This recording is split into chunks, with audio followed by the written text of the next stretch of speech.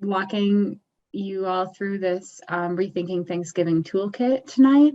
I think this is just a really cool thing to have on hand.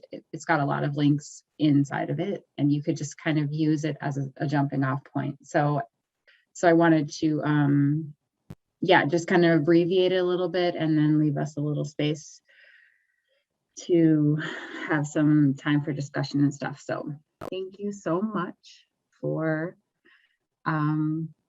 listening to this. So this is the Indigenous Solidarity Network's Rethinking Thanksgiving Toolkit. And it's been around for a couple of years, revised again recently, put together by the Catalyst Project during and after Standing Rock, and also by Surge, showing up for racial justice. And so they created this toolkit for our white allies specifically. Here's a little bit of my editorial.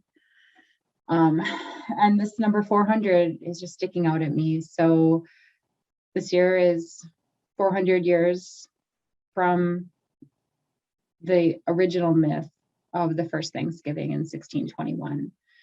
And I think time and power have shaped the story and shifted facts. And we've constructed a picture of unity in those hundreds of years between white settlers and the Indigenous people of this continent. But Indigenous Solidarity Network, I'm just going to refer to them as ISN because it's a mouthful from here on out. They offer white allies tools to inform and also questions and resources to begin deconstructing that myth of the first Thanksgiving. And I think the beginning is an important place to start. You may already know some or a lot of this information, or maybe like me, you're on a journey to understand what questions to even ask. So I think that while we may be at different starting points, that anytime now is a good time for a new beginning. I think what we're doing tonight, coming together, continuing to build relational community is something that we can practice and actually help is also a part of that beginning. So I'm really happy to be here tonight. I'm really humbled to the experience. So the way that ISN organizes their toolkit is they give us some deconstruction tools. I think about these as, what is that word from? I'll remember it during the presentation. One of the first sections is called Address Foundational Myths Behind Thanksgiving. And I pulled out a couple of quotes from that first section. One is from them, they write, you can call to mind that idea of the tall black hats with buckles and Indigenous people in buckskin, and everyone's having a feast. There's a harvest, and apparently, there's peace and abundance. But ISN writes that Native and non-Native scholars tend to agree that although there was a feast in 1621, this did not begin a tradition of Thanksgiving. The first recorded Thanksgiving was a celebration of murder. Dutch and English mercenaries massacred over 700 Indigenous people during their Green Corn Dance in 1637.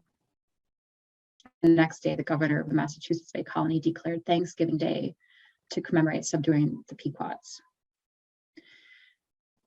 And the lower quote here is from Wamsuta Frank B. James, Wampanoag, from his suppressed speech that was meant to be delivered at a Thanksgiving celebration in 1970 in Plymouth, Massachusetts. This is 50 years ago. And he said, this is just part of that speech. He said, "We fought as hard to keep our land as you, the whites, did to take our land away from us. We were conquered. We became the American prisoners of war in many cases and wards of the state government until only recently." And this popped out at me from his speech because I think it is something that we're all really familiar with. Like, we're really familiar with war in the present moment, whether it's Afghanistan, whether it's, a crisis that the U.S. is in all kinds of conflicts globally all the time. And we have a lot of veterans that we all know and want to honor. And I think this language of war actually helps us understand what was happening 400 years ago and thereon for hundreds of years too, because you can really see that it wasn't just a peaceful situation. The next section is titled Know Whose Land You're On. You can also follow if you have a computer and you want to follow along in the Rethinking Thanksgiving Toolkit.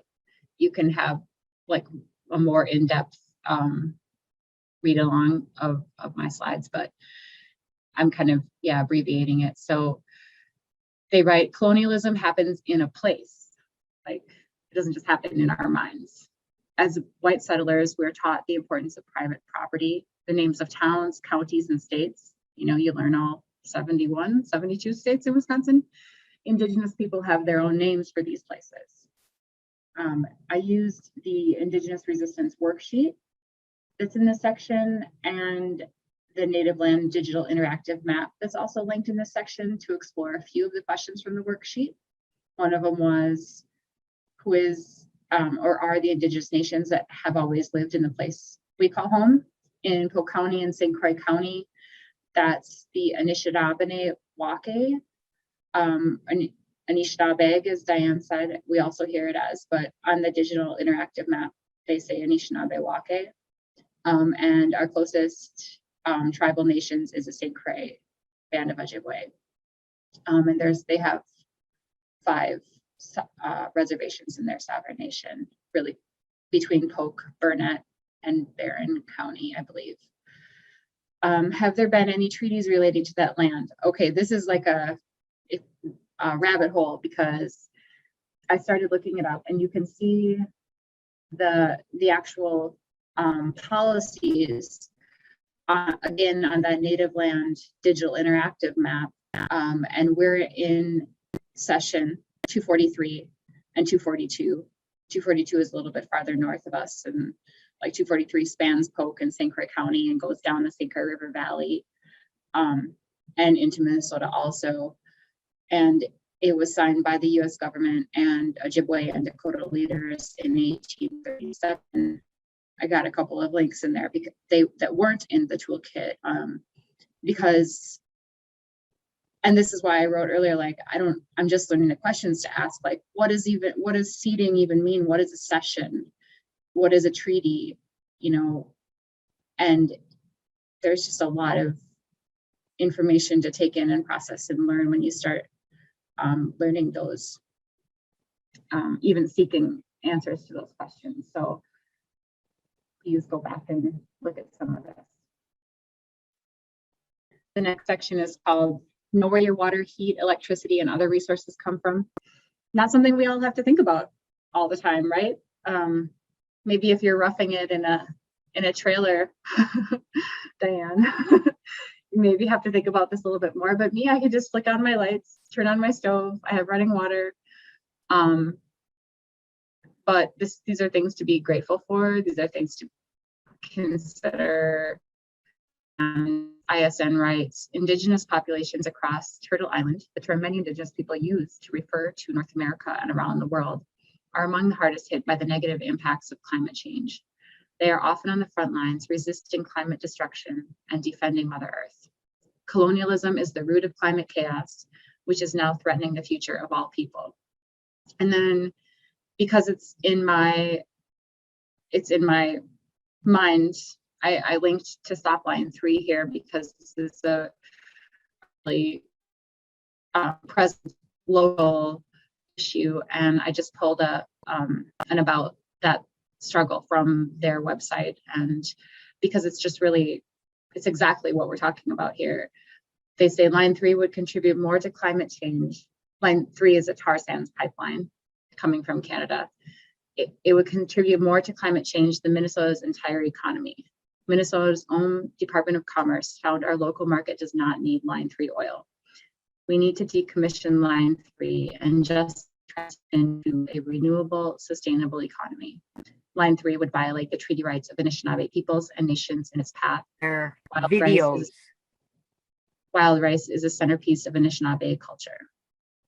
It grows in numerous watersheds. Line 3 seeks to cross. So I'm sorry, but I should have said that the line 3 resistance is led by Indigenous peoples, including Winona LaDuke and others.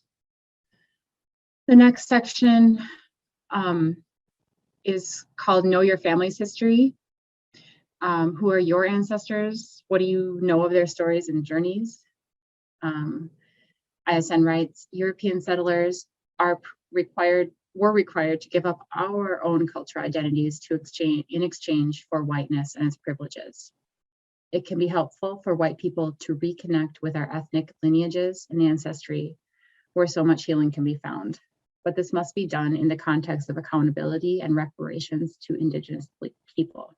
And there's this really cool worksheet. It's long, has a lot of questions on it from the Collective Liberation Family History Research instructions.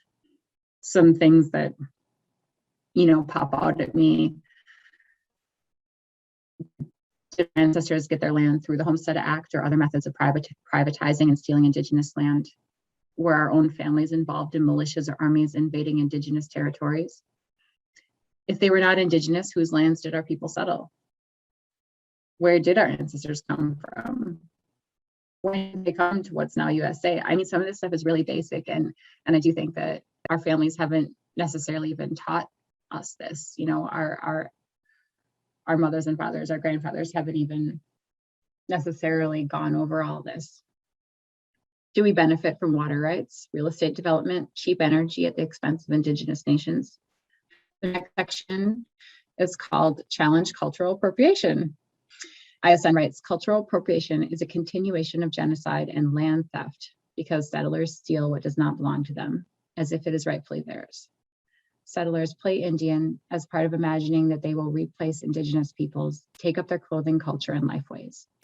This happens in many ways, such as sports mascots, Thanksgiving pageants, homework assignments that ask students to create something native, or Halloween costumes, and on and on.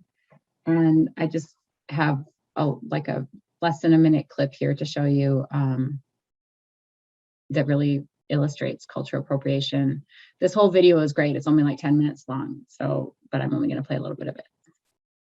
It's represented. You get the idea. Oops, you don't need to continue watching that. The next section says, understand what Christianity has to do with justifying land theft. I don't know a lot about this.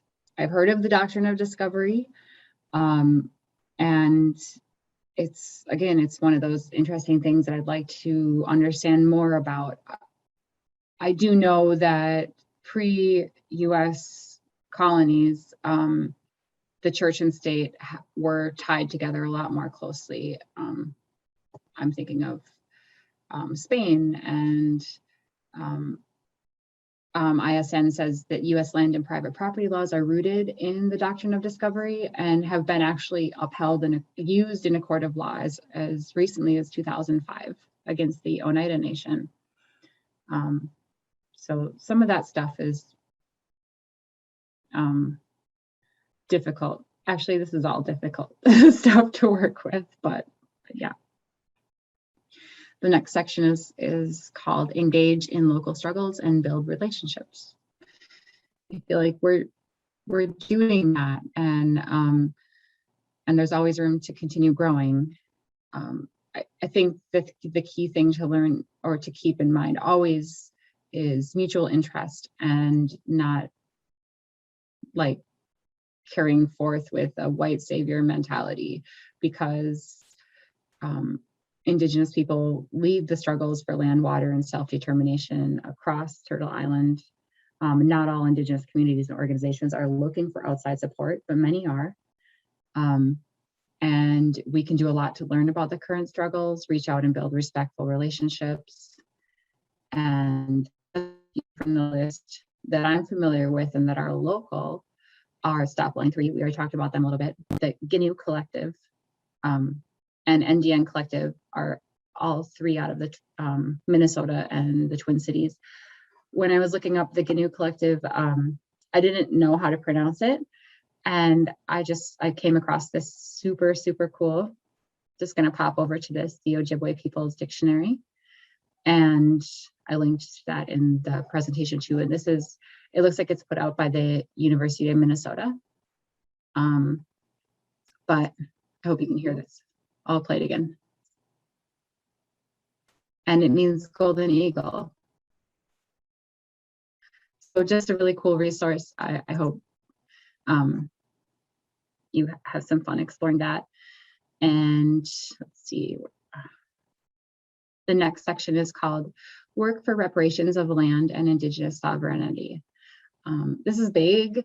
There are like legal, tax things, all kinds of ways that people are actually building financial solidarity and power. And in this section in the toolkit, there's some really cool long guides. But anyways, the basic premises are to build long-term relationships with Indigenous communities and frontline struggles, bring awareness of whose land you're on and how to be in relationship with them. That's just like, talk about it, talk about it in your communities, talk about it at the table at Thanksgiving, it doesn't have to be confrontational. But I think that any opportunity for conversation around this is a good one. And yeah. And also a couple more bullet points there. Support Indigenous nations self-determination, work to reject the doctrine of discovery. I don't know how you would do that just like on a day-to-day basis, especially if you're in a community. Like, again, I don't know how you would try to be confrontational about that or challenge that. So if someone else who is in a faith community wants to ever tell me how they would do that, I would love to hear, because I'm not. And work for land return that's also connected to Black reparations. And I really loved how in this guide, it's only a 7-page Google Doc. So I loved how they really tied in reparations to generations of enslaved Africans and how that is really a thing that we have to hold together with when thinking about Indigenous solidarity. I wanted to amplify out that Surge and the Indigenous Solidarity Network is having a free webinar on Monday night. And these are some of the folks that put together this toolkit and some additional. And I think this is a great opportunity if you're interested and you have the time. The link is in here. And they ended the toolkit with all of these questions and what came up for other people when they were reading it or during this presentation, or if anyone wants to kind of think about any of these questions and bring them into conversation. That's my little presentation. I will make this available on our channels, and so you guys can get to those other links.